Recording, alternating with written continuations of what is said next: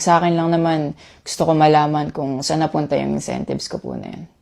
Yung principal po kasi dito wala po sa liit o laki ng amount po na incentives po na ginalaw niya, kundi po sa pagtago at paggalaw niya nang wala ko pong consent, yung pinapoint ko po sa kanya.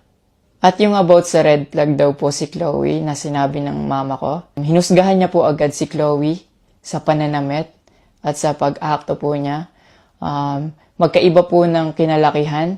Unang-una, lumaki si Chloe sa Australia at ayun yung nakagisnay niyang culture. At ibang-iba po talaga sa Pilipinas kung paano tayo gumalaw, magsalita o manamit po.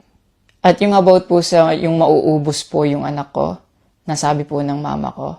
Unang-una po si Chloe po may sarili po siyang income. Lahat po ng nakikita niyong gamit o yung pag-travel niya kung saan-saan po. Galing po yun sa pinagpaguran.